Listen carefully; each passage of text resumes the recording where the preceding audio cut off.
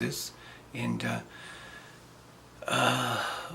we're there to, because of our own experience, we're able to, we understand where someone is coming from with this. We really do.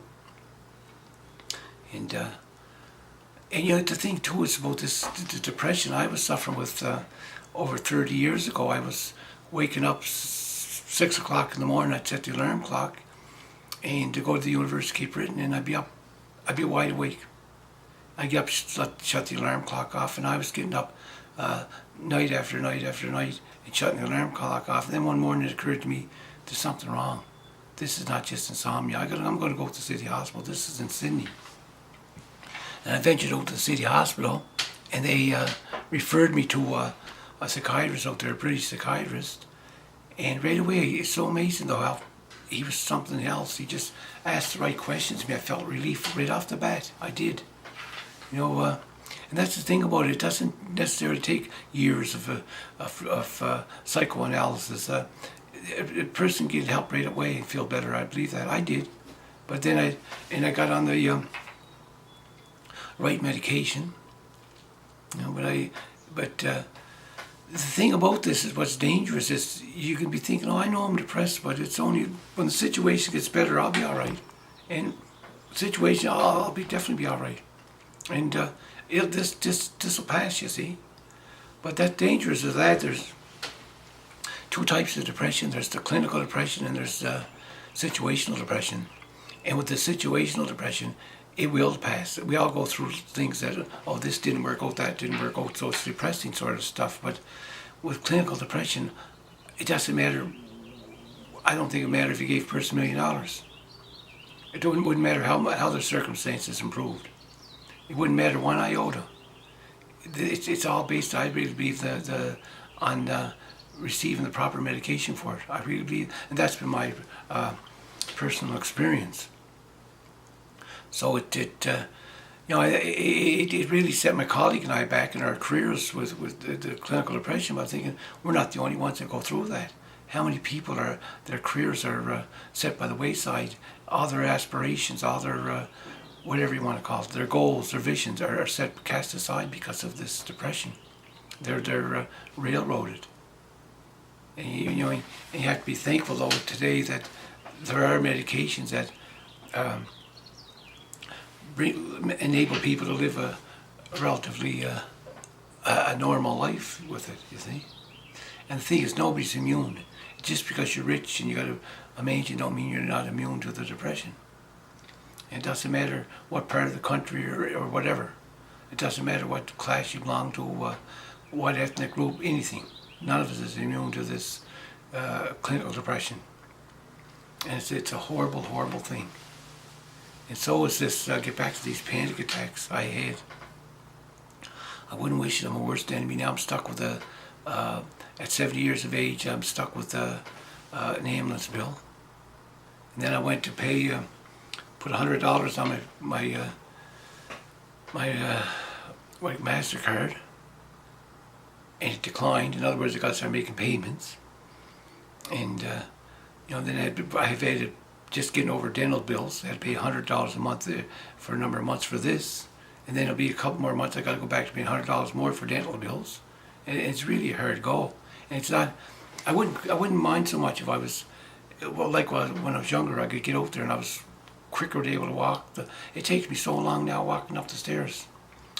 Some steps I wouldn't even go up them. They're only several feet, but I wouldn't even go up them if they have no rails, no sides on them. I'm that nervous with it. And shortly after I had that panic attack in Sydney, I was out at the Cape Breton Hospital, and I was that weak from this. I couldn't even walk 5 feet. I had to ask, could I get a walker? And my colleague Burton came back, and it would have cost me $150 had stayed there overnight, and I couldn't get admitted. I wasn't serious enough. My affliction wasn't too bad, really. Here I am, I need the walker. And then I knew I was going to have to go back to Halifax that night, to Dartmouth. And so I was walking around periodically for off and on for 2 hours to see if I could get the strength to get out to the car. See if I could be strong enough to go back to Halifax, Dartmouth. And then the night time I was, we went down to Florence. We went to Cindy Mines. I went for a little walk around there. I wasn't too bad.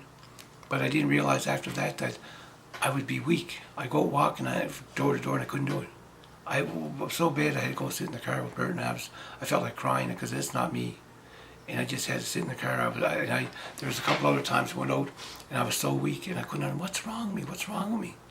And the thing that was wrong with me was my stress hormones were depleted. I learned today cortisol or whatever you call it. And it was heckish. It was really miserable. Now I think my colleague's going through the same thing. He's going through a severe crisis. He's going through the depression, and I believe I told him that too. You could tell by looking at him, he's just stressed out. He hasn't been able to go to work for getting close to 2 weeks now. He's just he's afraid now to drive his car. He's developed a phobia of that because in 2 accidents 2 weeks. So and it's not easy. I'm telling you, it's horrible.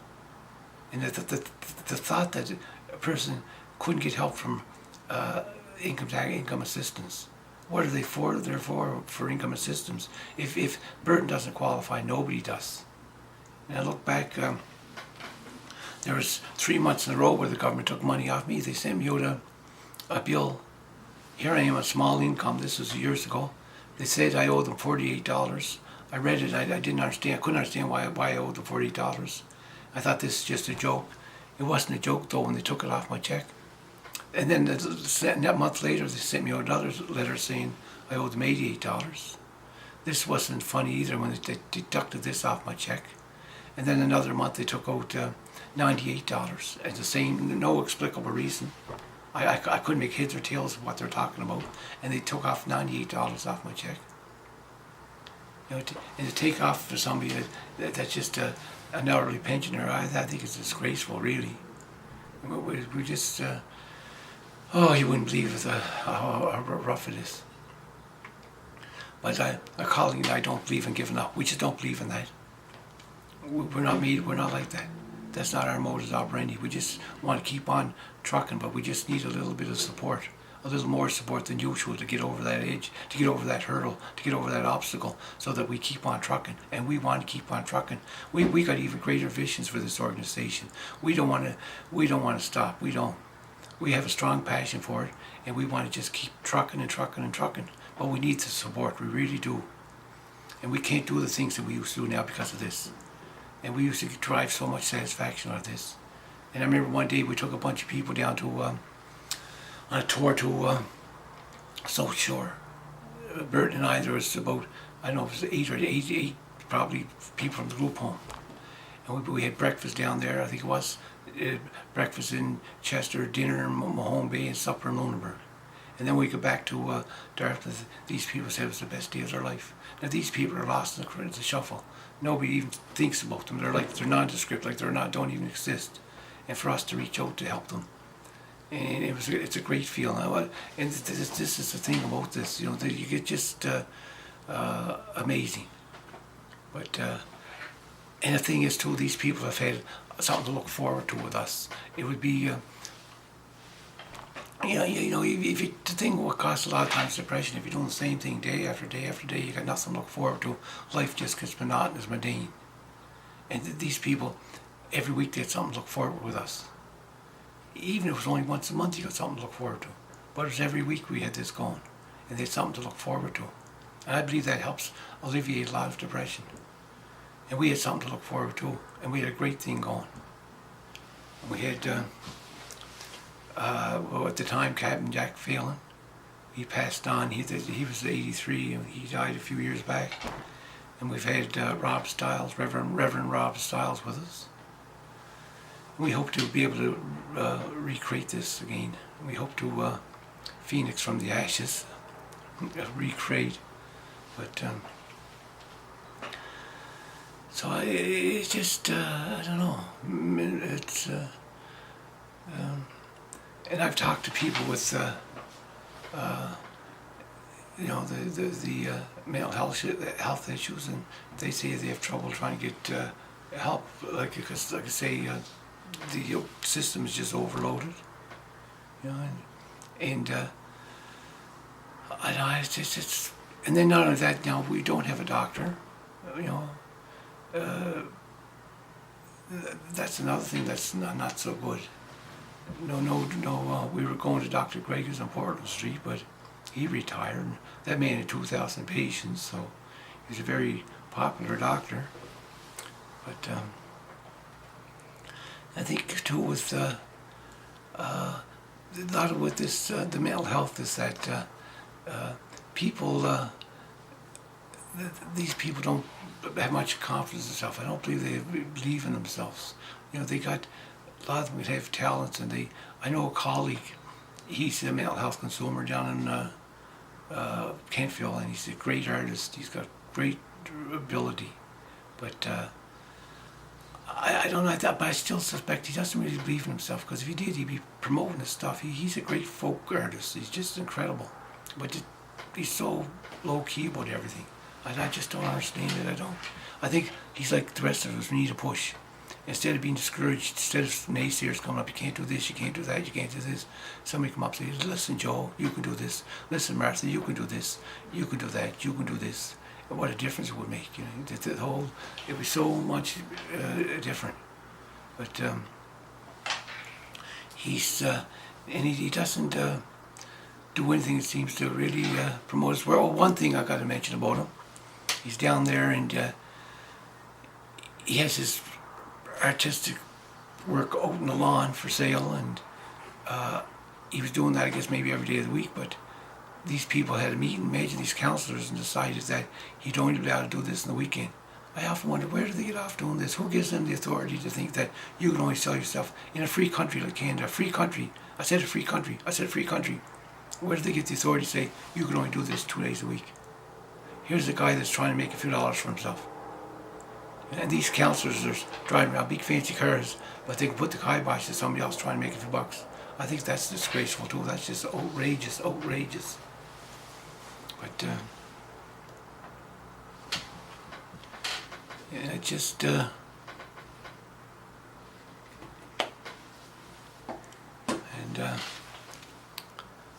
I find myself, though, a lot of times what happens with people with mental health, I don't know about you, but I'll tell you about me. I've always thought, as I get older, I'm getting a little better at this, so no matter how discouraging things get, you got to tell yourself, it can get better. There's another side to the coin, because there's a voice, I think, that talks to us, and there's a voice I know that's been talking to me, and it's not hallucination either. It's a voice saying to you, Jack, look the trouble you're in. Oh, you're never going to get out of this bunker. Oh, look how rough this is, and look how rough that is. And you tell that voice, speak back to that voice. I find that's been helping me the last few years. Even when things aren't that great, even if you are down the doldrums. I often say, if you put the greatest fighter in the ring, you tie him up, hands and feet, he's not going to be too good a fighter. I don't think he'd win his fight no matter how good he was. He's got his hands and feet tied. And that's what we do when we're passive, listening to the voices telling us, you can't do this, you can't do that, you can't do this. And that's a form of insanity, to listen to that voice and not talk back to it, and not to resist it, I think it was George Santana, I think he's a American philosopher.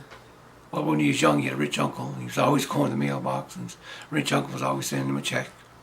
And one day, it's mailbox time, and he was enthusiastically strolling down to the mailbox, and he digs into the mailbox to take out his check, and he opens up the envelope, and there's no check. What a surprise he got. His uncle said, George, the money's in your head. And that prompted him to employ his philosophical talents. He became one of the greatest philosophers in the world. I think that's, he just could rely on himself. But there comes a time too then that some of us, no matter how much we try to employ our talents, we're just swamped with difficulty. We're swamped with a barrier. And believe me, I'm not one that clings to negativity. I don't. I'd do anything to get rid of it. I would. And I'd like to try to live a life of joy de vivre. I've always been like that. I like to be energetic.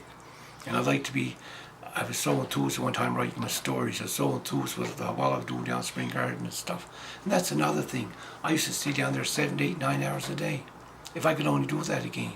I've gone down there once in a while. I'll stay an hour and I can hardly stand. My knee is killing me. You know, if I could do those things I could do even 10 years ago, 15 years ago, I wouldn't be pleading for some assistance. I wouldn't. And my colleague wouldn't be pleading for assistance. But I know my colleague Burton, he's a real fighter. But sometimes that's to your disadvantage. You have to swallow your pride. And he's a proud warrior. But it's pretty desperate when Burton said a couple of weeks ago, Jack, I think I'm going to have to go look for assistance. And I knew that he's really down when he does that. Because he's just pride. He's just a go-getter. Always go ahead. And to get up and work on the kitchens. I've seen him going out to work when he could hardly stand up, go down the bottom of his feet.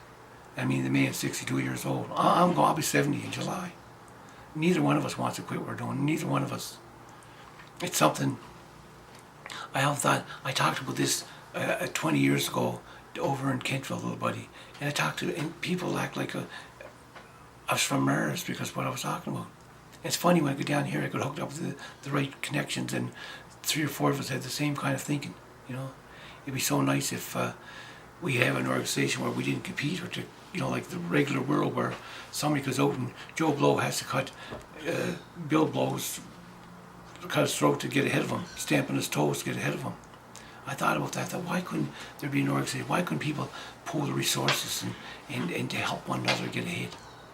And lo and behold, when I get down here, this is what I end up meeting guys with the same attitude, and we've had a great thing going, and we still want to keep this going. But right now, we really need some extra support from you, the Joe Public, and we appreciate it greatly. And I want to be able to get back to my right and have so many people, and they go door to door asking me, have you new stories? Yes, I have, but I just can't afford it now because of my circumstances to get them typed. I can't afford to get my CDs out there. I can't afford to get the DVDs at this juncture. I can't afford to get them manufactured. And the thing was, I gave away so much stuff for promotional purposes. I can't afford to do that. It cost me money. It cost me my time. I put my heart and soul into this. I should be. I'd like to at least break even. I can't afford to take a loss for this. I can't. I wish I could go around and give everybody a DVD and I like them just to say, well, I loved that, I enjoyed that. I'd love to somebody say, oh, I really liked your CD. I'd love to be able to do that, but I can't. That's the unfortunate thing. You know, I was into music, and I often said, the younger guys to me say, well, they love doing this. I did too, but I figured if we don't take in any money, we're not going to be able to keep doing it. No money, no music. You know, no money, no mental health in the organization either. It's unfortunate, but that's just the way the ball bounces. Anyway, I'm going to sign off for now, and thank you for listening. And oh, by the way, you can contact, correspond with us by John W. McDonald, 3-644 Portland Street, number 207, B2W 6C4. And on behalf of John W. McDonald and Burton McLeod of the Consumers of Mental Health,